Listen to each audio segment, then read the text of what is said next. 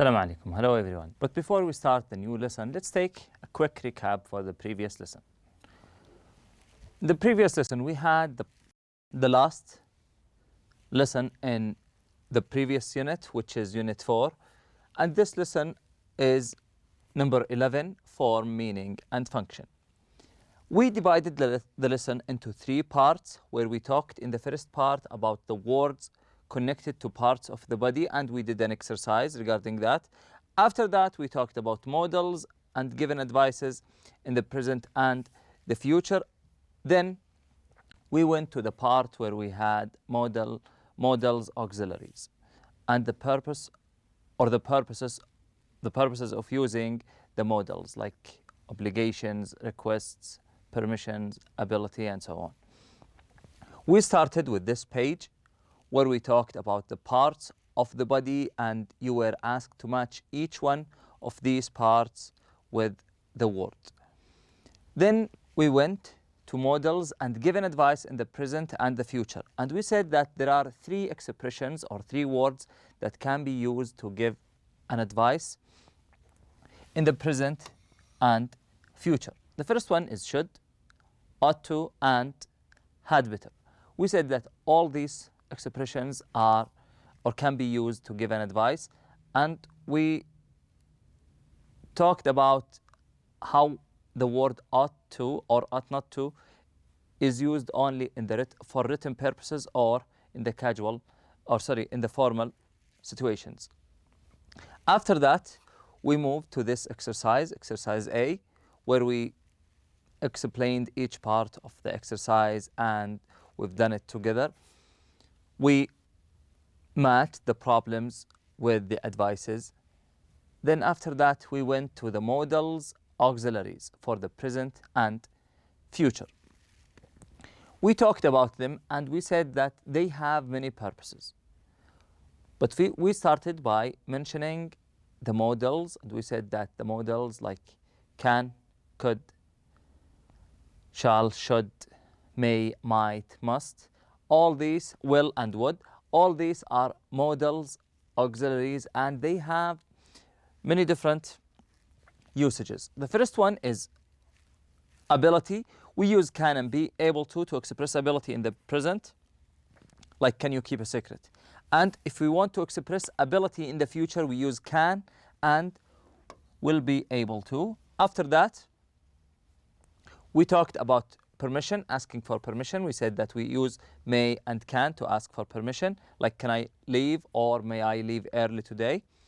Then we went to the requests part.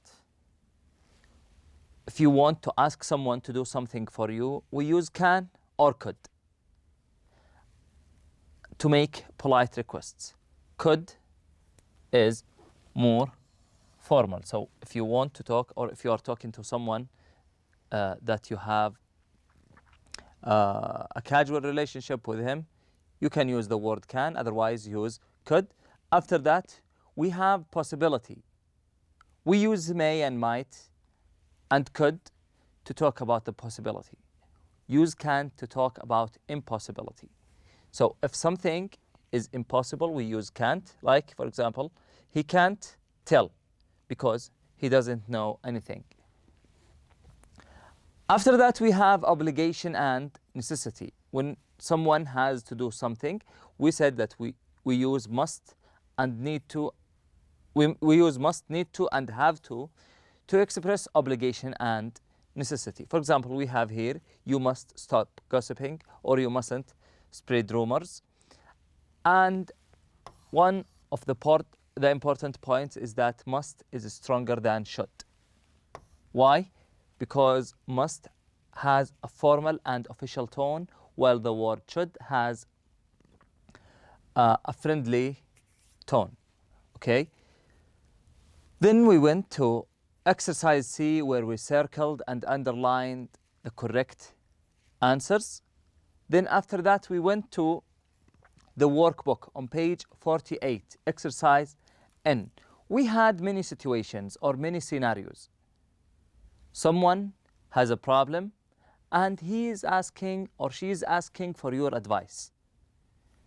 You can give advices by using one of the words that we've agreed that you can use to give advice, like had, better, should, ought to.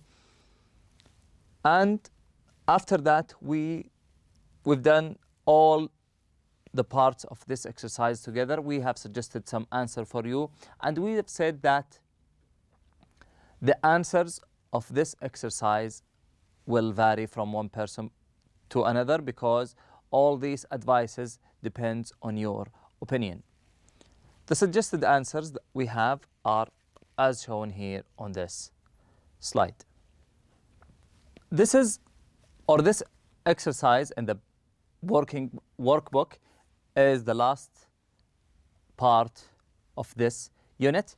Now we will go to the first lesson in Unit 5, Listen and Discuss. But before we start talking about listen and discuss, let's talk a little bit about the title of this unit, Express Yourself. In every unit, most of the lessons we have more or less a relation to the title of the unit. For example, in the previous unit, they said, the title of the unit is They Said, We Said, and some of the lessons were about gossiping and how it's good or bad, and we asked for your perspective toward that thing.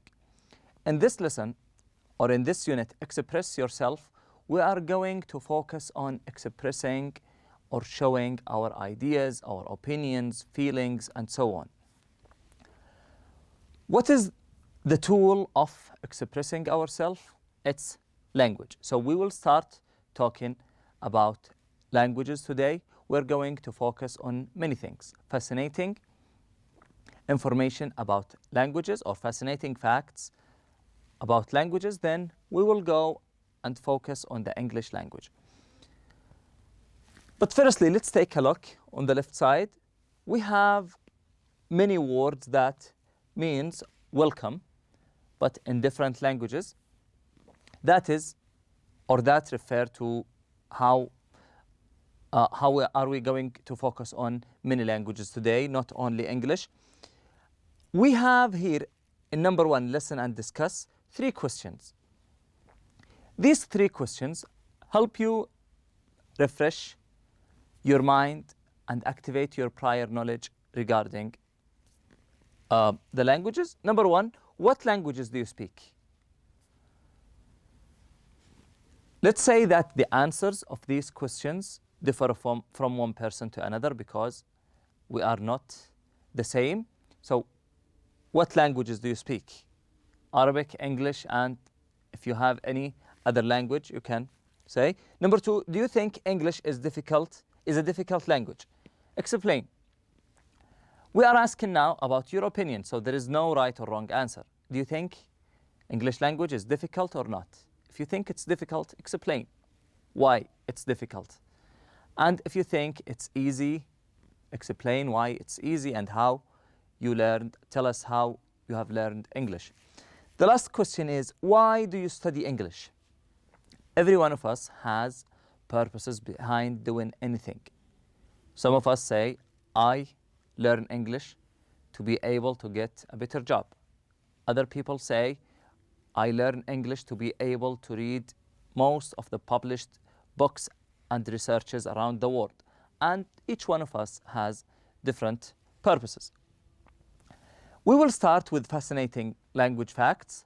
Then after that, we will focus on the English language. But now let's go ahead, pick up your pens, listen carefully to the fascinating language facts. Unit 5. Express Yourself. Pages 68 and 69. 1. Listen and discuss. Fascinating language facts. 1. The most widely spoken language in the world is Mandarin. There are 885 million people in China who speak it. English is the second most widely spoken language. 2. There are more people in China who speak English than there are in the United States. 3. There are 13 languages that 100 million people or more speak. These languages are Mandarin, English, Hindi, Spanish, Russian, Arabic, Bengali, Portuguese, Malay Indonesian, French, Japanese, German, and Urdu. Okay, now after we have learned, or 4. after we have read There are about these 7,000 facts languages spoken in the the world languages, today. we have However, list of words on the left side of the board. We have good fortune. Good fortune means 5. wealth, and after that The we have language- prosperity. And each one of these words is written under the Chinese word. So prosperity means well-being and growth. After that we have the word longevity, which means long life, and the last one, auspiciousness, is grace. Now let's go to the second page. We have 4, 5, 6, and 7. 4. There are about 7,000 languages spoken in the world today. However, about 2,000 of these languages have fewer than 1,000 speakers. 5. The language which has the world's largest alphabet is Cambodian. It has 74 letters. The language with the shortest alphabet is Rotokis, used in the Solomon Islands. It has only 11 letters. 6. It is believed that nearly half of the estimated 7,000 languages currently spoken in the world will have become extinct by 2050. 7. Some of the languages that people speak in Africa include a clicking sound. These languages sound different from and are not related to any other known language. It is believed that the click languages may be the earliest human languages. These languages can only be spoken properly by those who acquire the language in childhood. 8. Arabic has influenced many languages. Many words in English have been borrowed directly or indirectly from Arabic. Such words include admiral, adobe, alchemy, algebra, alkaline, amber, arsenal, candy, carrot, coffee, cotton, hazard, jar, lemon, mattress, sofa, and a lot more. 9. There are about 800,000 words in the English language. This is more words than any other language in the world. But people who speak English routinely use only about 1% of the immense number of words in the language. 10. Punctuation did not exist in English until the 15th century. Okay, now we will focus on the English language, and we will have some of the facts about this language. English language facts. 11. Go is the shortest complete sentence in the English language. 12. The English language has only one solitary word that ends in the letter MT. It is dreamt. 13. Bookkeeper is the only English word that has 3 consecutive doubled letters. 14. There is no word in the English language that rhymes with month, orange, silver, or purple. 15.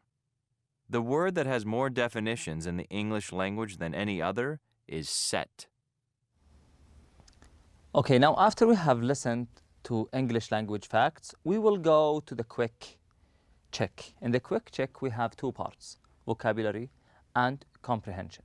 In the vocabulary, we will try to explain and learn the meaning of the words on the left side and connect them or match them with their definitions on the right side. And after that, we will check our understanding of what we have read by answering the comprehension question, which is some statements that you can answer them by using the word true or false and rewrite the statement if it's false. But now let's go to the first part, A, vocabulary. Match each word to its synonym. Number 1, acquire. The word acquire is when you learn something. For example, you say, I have learned English, or I am trying to acquire the English language. Number 2, consecutive. When many things happen in raw, that means they are happening consecutively or simultaneously. Number 3, currently. Currently means at the main time, or nowadays, or at the current time. Number 4, extinct. The word extinct refers to anything that is not existed anymore. For example, you can say dinosaurs are extinct animals. Dinosaurs are extinct animals. Number 5, immense, which means something huge or has a big number or large size. Number 6, routinely, something happening regularly. And the last thing, solitary, refers to the solitude or being alone. So the answers of each one of these words are as the following. Number 1, acquire is C, learn. Number 2, consecutive is G, continuous. Number 3, currently is F, presently. Number 4, extinct is E, dead. Number 5, immense is B, gigantic.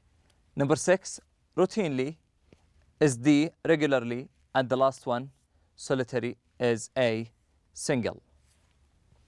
Now let's go to the last part in our lesson today, which is exercise B, comprehension. Answer true or false and rewrite the false statements to be true. Number 1, English is the most widely spoken language in the world. False. Okay, now we've learned before how to answer the true and false questions correctly, and if we have a false statement, how to find the proper answer for this statement. We said that we go back to the essay or to the facts or anything that we have read together and try to find the keywords. For example, English is the most widely spoken language in the world. So we have here, or we are talking here about the English language. So we will go scan the previous facts. We will look for the word English language. And once we find the answer, we go back and rewrite the statement. You can pause the video right now and do the rest of the exercise by your own. After you finish, go back and check your answers with the following slides. So number 1 is false, and the correct statement is Mandarin is the most widely spoken language in the world. Number 2, more people speak English in China than in the United States. That's true. Number 3, the shortest complete sentence in the English language is we go. Is that correct? No, it's not. It's false. What is the shortest complete sentence in the English language? As we have said, you can underline the keywords, go back, scan for these words, then rewrite the statement. The shortest complete sentence is go. Number 4, a few words in English have been borrowed from Arabic. False. More words in English have been borrowed from Arabic. Number 5, punctuation was introduced to English in the 15th century, and this is a true statement. This is the last part of our lesson today. Thank you all for attending and listening. I wish you enjoy the rest of the day. Assalamu alaikum.